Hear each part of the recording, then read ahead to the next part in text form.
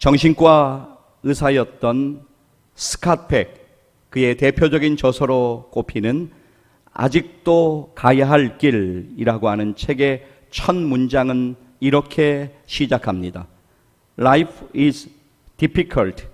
인생은 어렵다 혹은 인생은 힘들다라고 하는 그런 말로 우리가 해석할 수가 있겠습니다. 여러분, 제가 조금 전에 말씀드린 그 말, 스캇 팩의 말에 동의가 되십니까? 예, 인생은 마냥 즐겁지만은 않습니다. 우리는 인생 가운데 많은 고통을 경험하고 근심되는 일을 분명하게 경험합니다. 독일의 유명한 시인 밀러는 이렇게 말했습니다. 고통이 인생이다. 모두가 괴로운 것이다. 여러분, 인생의 고통을 우리 모두는 경험합니다. 누구도 피할 수 없습니다. 인생의 고통을 경험하면 우리에게 나타나는 현상 한 가지가 있는데 그것은 바로 낙심한다는 것입니다. 우리는 인생의 고통 앞에서 낙심합니다. 여러분, 우리가 언제 낙심합니까? 내가 소중하게 생각하고 있던 것을 잃어버렸을 때 우리는 낙심을 경험하기도 합니다. 그것은 명예이기도 합니다. 그것은 사랑하는 사람이기도 합니다. 그것은 물질이기도 합니다. 그것은 누군가의 관계의 깨어짐과 잃어버림이기도 합니다. 우리가 중요하던 것을 잃어버렸을 때 우리는 의욕을 상실합니다. 힘이 빠집니다. 소망을 잃어버립니다. 특별히 건강을 잃어버렸을 때 우리는 깊은 낙심을 경험합니다. 우리가 또 언제 낙심합니까? 어떤 것을 이루기 위해 애를 썼는데 그것이 이루어지지 않았을 때 우리는 낙심을 경험하게 됩니다. 예를 들면 원하는 학교에 내가 지나가지 못했을 때, 또는 원하는 시험에 내가 합격하지 못했을 때, 내가 계획하던 여러 일들 가운데 사업의 어려움이 경험될 때, 혹은 직장의 여러 상황에서 내가 기대한 바가 이루어지지 않았을 때 우리는 낙심을 경험하게 됩니다. 시간 관계상 우리가 인생의 낙심을 경험하는 모든 일들을 다 이 시간 여러분에게 말씀드릴 수는 없지만 우리는 날마다 낙심을 경험하고 있는 것은 분명합니다. 우리의 믿음의 선배들도 낙심을 경험했을까요? 그들도 고통을 경험했을까요? 예, 그렇습니다. 그들도 낙심을 경험하고 고통을 경험했습니다. 우리의 믿음의 선배인 다윗, 그도 고통받았습니다. 그도 낙심을 경험했습니다. 그가 하나님께 드리는 믿음의 고백을 제가 잠깐 읽어드리겠는데요, 이 구절에서도 우리는 그가 고통받고 낙심했음을 분명하게 알 수가 있습니다. 시편 31편 9절 말씀을 읽어드리겠습니다. 여호와여, 내가 고통 중에 있사오니 내게 은혜를 베푸소서. 내가 근심 때문에 눈과 영혼과 몸이 쇠하였나이다. 여호와여, 내가 고통 중에 있사오니 내게 은혜를 베푸소서. 내가 근심 때문에 눈과 영혼과 몸이 쇠하였나이다. 여러분, 다윗만 인생의 고통을 경험하는 것입니까? 그렇지 않습니다. 오늘 우리도 고통을 경험합니다. 우리도 날마다 흔들림을 경험합니다. 우리도 날마다 낙심합니다. 오늘 여러 가지 일들 가운데 낙심하고 있는 일들이 분명히 우리 가운데 있습니다. 그러한 우리들을 향하여서 사도 바울은 믿음으로 이렇게 선포하고 있습니다. 오늘 우리의 본문 16절 말씀을 주목하여 보시기를 바랍니다. 고린도서 4장 16절 말씀 다시 한번 같이 읽도록 하겠습니다. 그러므로 우리가 낙심하지 아니하노니 우리의 겉사람은 낡아지나 우리의 속사람은 날로 새로워지도다. 아멘. 우리의 본문 16절에서 우리가 낙심하지 아니하노니 라고 선포했던 사도 바울, 오늘 우리의 본문 조금 앞쪽으로 가셔서 고린도서 4장 8절 말씀 보시면 사도 바울 이렇게 거기에서도 선포하고 있습니다. 고린도서 4장 8절 말씀 같이 한번 읽겠습니다. 우리가 사방으로 우겨쌈을 당하여도 쌓이지 아니하며 답답한 일을 당하여도 낙심하지 아니하며. 아니 여러분, 겉사람이 낡아지는데 어떻게 낙심하지 않을 수가 있단 말입니까? 아니 여러분, 여러 일들 가운데 내가 사면 초가를 당한 것처럼 사방으로 우겨쌈을 당하고 답답한 일을 경험하고 있는데 어떻게 낙심하지 않을 수가 있단 말입니까? 사도 바울은 믿음의 눈을 열어 주님을 바라보았습니다. 그것이 그가 낙심하지 않는 중요한 이유였습니다. 우리도 오늘 믿음의 눈을 들어서 예수 그리스도의 은혜를 바라보아야만 합니다. 여러분, 아무리 거친 파도와 풍랑이 수면 위를 뒤집어 놓는다고 해도 깊은 바닷속은 잠잠하고 고요한 것을 말씀드린 적이 있습니다. 여러분, 우리가 주님의 사랑 안에, 그 깊은 주님의 사랑 안에, 그 은혜 안에 우리가 거하게 되면 우리의 인생에서 만나는 모든 상황과 낙심 가운데 우리는 이겨가게 될 것이고, 주님의 그 은혜로 인하여서 우리는 다시 일어나게 될 것이고, 그리고 우리는 궁극적으로 승리하게 될 것을 분명히 믿습니다. 끊임없이 죄악과 인생의 고통이 우리를 둘러싸고 있고, 숨쉬기 어려운 답답한 인생의 고통을 만날 때, 또 작고 초라한 연약한 내가 무엇인가를, 그 상황을 어떻게든 이겨가기 위해서, 헤쳐가기 위해서 노력하다가 또다시 시험에 빠져서 시험의 늪에서 허덕이는 인생이 아니라, 우리 안에 역사하시는 예수 그리스도의 사랑과 은혜를 믿음으로 바라보면서 주님만을 의지하고 또 의지하는 우리 모두 되기를 간절히 소망합니다. 우리가 찬양 많이 아는 것도 중요하지만, 우리가 찬양의 가사, 찬양을 부를 때마다 그 찬양의 가사가 우리의 믿음의 고백이 되고 우리의 믿음의 기도가 되면 참으로 귀한 일이겠습니다. 찬양의 후렴 부분을 우리 같이 한번 이 시간 잠깐 한번 불러보기를 원합니다. 같이 한번 찬양하겠습니다. 네. 주 사랑 거친 풍랑에도 깊은 바다처럼 나를 잠잠케 해. 주 사랑 내 영혼의 반석, 그 사랑 위에 서리. 다시 한번 믿음으로 고백합시다. 주 사랑 거친 풍랑에도 깊은 바다처럼 나를 잠잠케 해. 주 사랑 내 영혼의 반석, 그 사랑 위에 서리.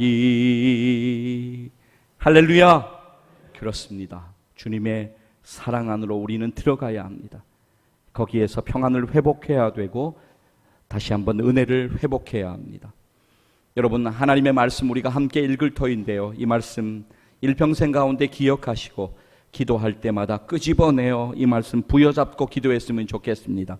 로마서 8장 37절 말씀 우리 같이 한번 믿음으로 읽기를 원합니다. 함께 읽습니다. 그러나 이 모든 일에 우리를 사랑하시는 이로 말미암아 우리가 넉넉히 이기느니라. 아멘. 여러분, 믿음의 눈을 여는 것이 너무나 중요합니다. 믿음의 눈을 열어서 오늘 우리에게 마주한 여러 상황과 형편을 믿음으로 바라보아야 합니다. 그래서 하나님께 믿음의 눈을 열어달라고 기도하는 것이 너무나도 중요합니다. 그런데 우리는 주세요라고 하는 기도는 많이 하지만 믿음의 눈을 열어달라고 하는 이 중요한 기도를 빼먹을 때가 너무나 많이 있는 것 같습니다. 기도해야 합니다. 오늘 우리에게 이 기도가 필요합니다. 그러나 우리들뿐만이 아닙니다. 우리들의 가족들, 우리들의 부모님, 또 우리들의 자녀들, 우리의 형제자매 남매, 우리의 친지들, 우리의 온 가족을 위하여 기도해야 합니다. 그들도 믿음의 눈이 열려야지만 바라보게 되는 것, 정말 중요하고 가치 있는 것을 보게 되는 것입니다. 믿음의 눈이 열려야지만 돌이킵니다. 그래야지만 변화될 수 있습니다. 그래야지만 회복될 수가 있는 것입니다. 이를 위하여 더욱더 포기하지 말고 하나님 앞에 엎드려 기도하는 우리 모두 되기를 간절히 소망합니다. 여러분, 말씀이라고 하는 것은 자꾸 되새김질할 때 우리가 다시 기억하고 은혜를 받게 되는 것입니다. 여러분, 열왕기하 6장 여러분 기억하십니까? 하나님의 사람 엘리사, 그의 사환이 눈을 들어 보니까 군사와 병거와 말들이 성읍을 둘러쌌습니다. 엘리사 선지자 자기의 스승을 잡으러 왔는데 너무나 두려움에 휩싸였습니다. 그래서 엘리사 사환이 이렇게 이야기합니다. 여러분, 엘리사 사환이 하는 말을 혹시 기억하십니까? 그의 말을 한번 들어보십시오. 두려워하며 엘리사에게 이렇게 말합니다. 열왕기하 6장 15절 말씀입니다. 하나님의 사람의 사환이 일찍이 일어나서 나가보니 군사와 말과 병거가 성읍을 에워쌌는지라. 그의 사환이 엘리사에게 말하되, 아, 내 주여, 우리가 어찌하리이까 하니. 여러분, 엘리사는 영적인 믿음의 눈을 열어서 이미 보고 있었습니다. 그래서 엘리사는 이렇게 그에게 대답합니다. 열왕기하 6장 16절 말씀을 보십시오. 그는 이렇게 이야기합니다. 대답하되 두려워하지 말라. 우리와 함께한 자가 그들과 함께한 자보다 많으리다 하고. 여러분, 엘리사의 사환이 이 말을 듣고 그가 깨달았을까요? 그가 보였을까요? 아니요. 여전히 그는 보이지 않았습니다. 아니, 스승님이 도대체 무슨 말을 하시는지 그는 이해가 되지 않았을 것입니다. 이것은 믿음의 눈이 열려질 때, 영적인 눈이 열려질 때 보는 것이 가능한 것입니다. 이어지는 다음 절 열왕기하 6장 17절 말씀을 보게 되면 엘리사는 이렇게 기도합니다. 그리고 하나님께서는 그의 기도에 응답하여 주셔서 청년 사환의 눈을 뜨게 하셨습니다. 청년 사환의 눈에 전혀 보이지 않던 것들이 이제는 보이게 된 것입니다. 눈을 열어달라고 하나님 앞에 기도하는 것은 너무나도 중요한 일입니다.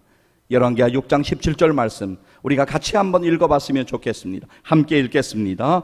기도하여 이르되 여호와여 원하건대 그의 눈을 열어서 보게 하옵소서 하니 여호와께서 그 청년의 눈을 여심해 그가 보니 불말과 불병거가 산에 가득하여 엘리사를 둘렀더라. 아멘. 여러분, 믿음의 눈을 여는 것이 너무나도 중요합니다. 믿음의 눈을 열어 바라보면 환난에 경한 것과 영광에 중한 것이 보이기 시작하는 것입니다. 본문에서 사도 바울 두 가지를 비교하여서 믿음으로 지금 선포하고 있지 않습니까? 잠시 받는 환난에 경한 것, 그리고 지극히 크고 영원한 영광에 중한 것, 그것을 비교하여 믿음으로 선포합니다. 또 보이는 것, 그리고 보이지 않는 영원한 것을 비교하여 선포하고 있습니다. 오늘 우리의 본문 고린도서 4장 17절 그리고 18절 말씀, 우리가 두 절 말씀을 이어서 같이 읽도록 하겠습니다.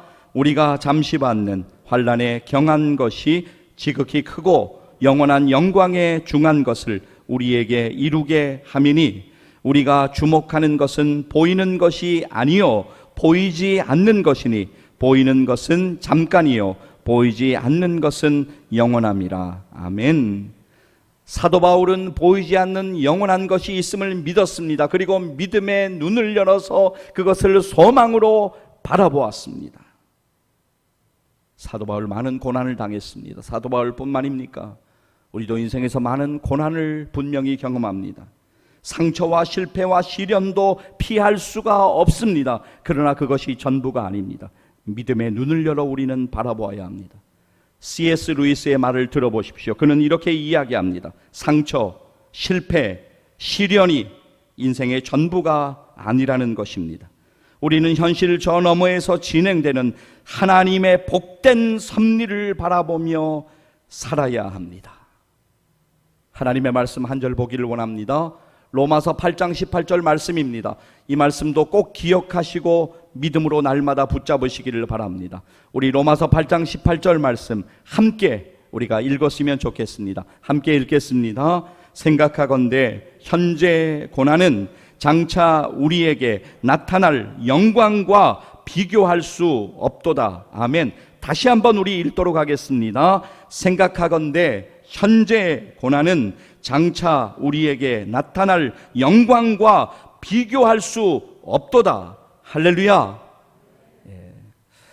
제가 요즘 책 한 권 읽고 있는데요. 사람은 어떻게 변화되는가라고 하는 책입니다. 공동 저자인데요.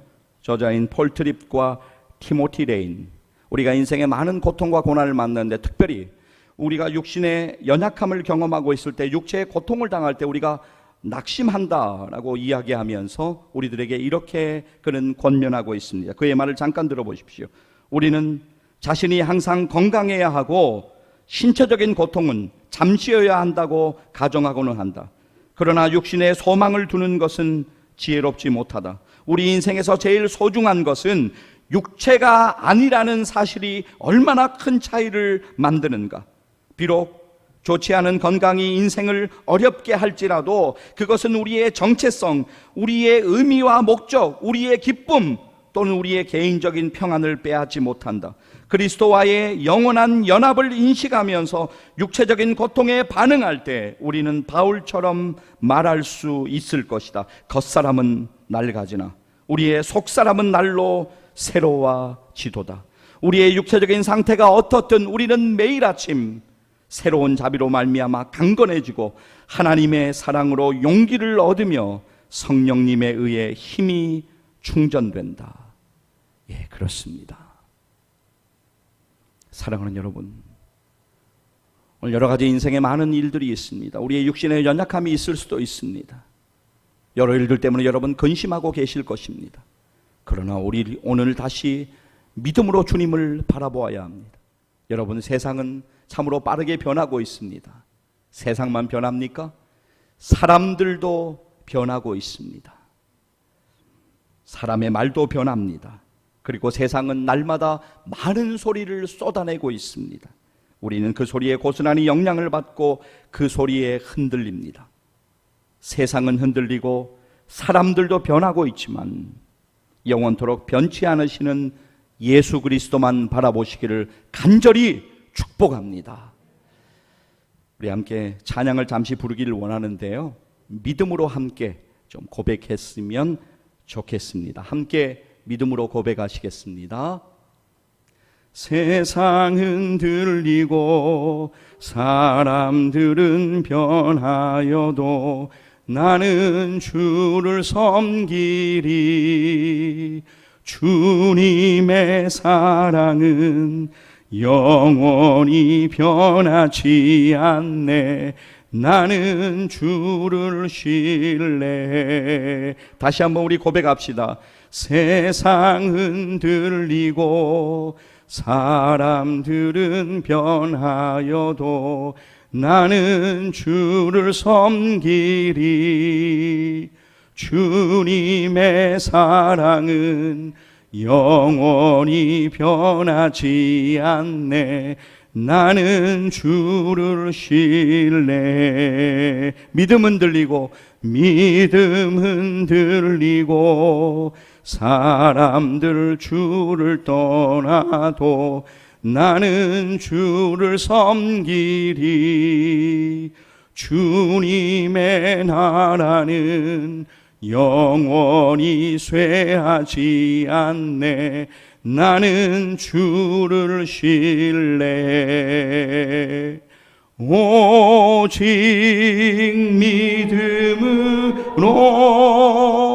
믿음으로 내가 살리라.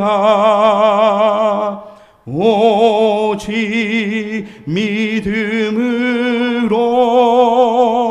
믿음으로 내가 살리라. 오직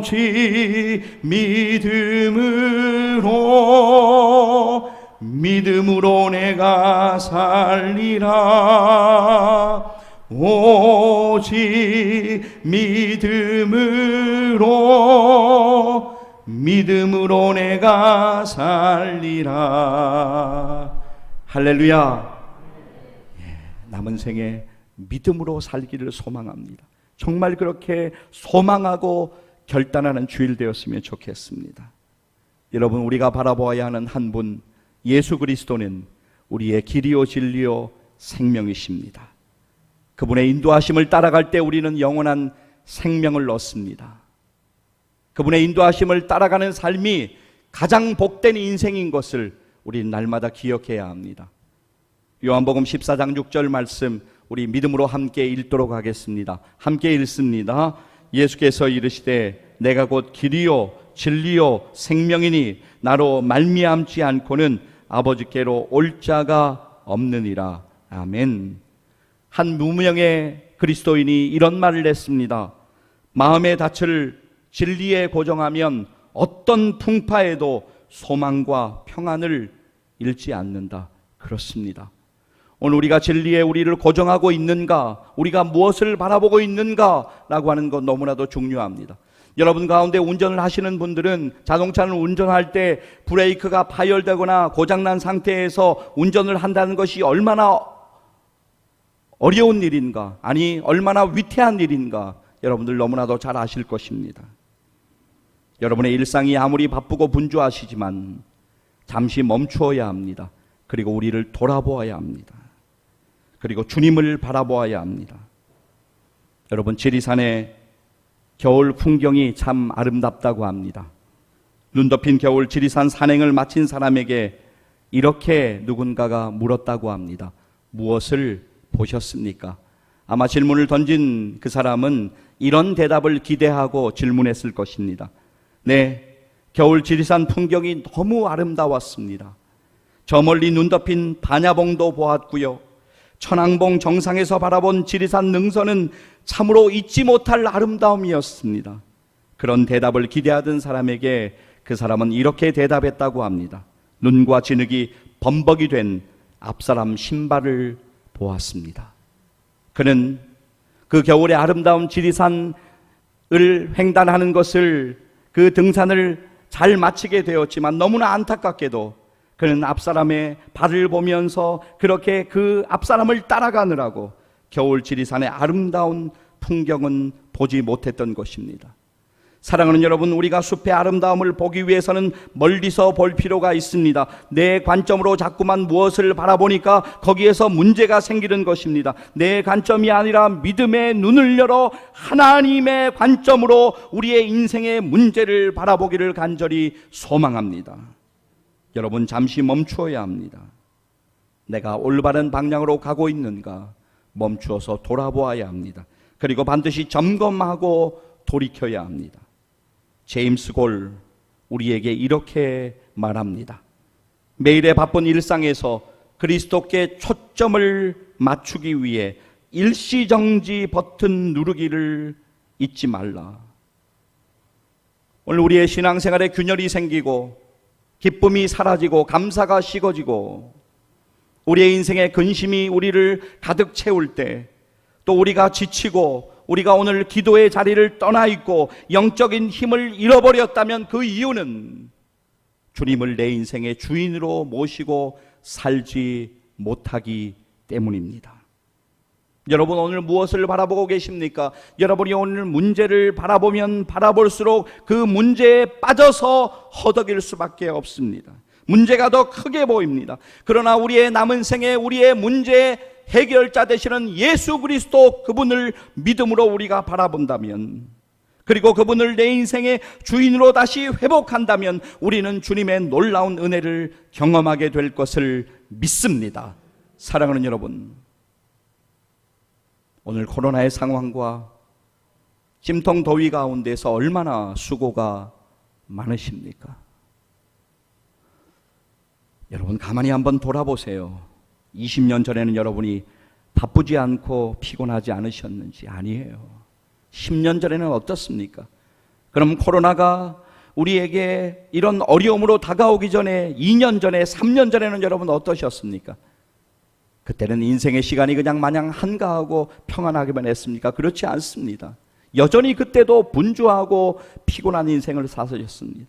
오늘 코로나19로 또 더위 가운데 여러분들이 많은 수고를 감당하고 있지만, 오늘 여전히 분주하고 피곤하시지만 여러분, 걸음을 잠시 멈추셔야 합니다. 그리고 여러분의 신앙생활을 다시 돌아보아야 합니다. 내가 과연 올바른 방향으로 나아가고 있는 것이 맞는지, 내가 주님과의 관계가 바로 세워져 있는지 우리를 돌아보아야 합니다. 많이 분주하고 피곤하시겠지만 주님과의 관계를 다시 올바르게 회복하는 우리 모두 되기를 간절히 소망하고 축복합니다. 사랑하는 여러분, 우리는 믿음으로 주님을 다시 의지하고 바라보아야 합니다. 그러면 믿음의 주여 온전하게 하시는 그 주님께서 우리를 일으켜 세워주시고 우리에게 힘을 주시고 우리를 도와주실 것을 믿습니다. 나를 위하여 십자가에 죽으시고 부활하신 예수 그리스도, 그분이 나의 길과 진리와 생명이신 것을 날마다 기억하시면서 그분의 은혜 안으로 깊이 들어가서 거기에서 낙심되는 일은 여전히 우리 가운데 많이 있지만, 그러나 주님의 평안을 온전히 누리면서 주님과 함께 일어나고 믿음으로 승리하는 복된 생애를 살아가시기를 주님의 이름으로 간절히 축복합니다. 기도하시겠습니다.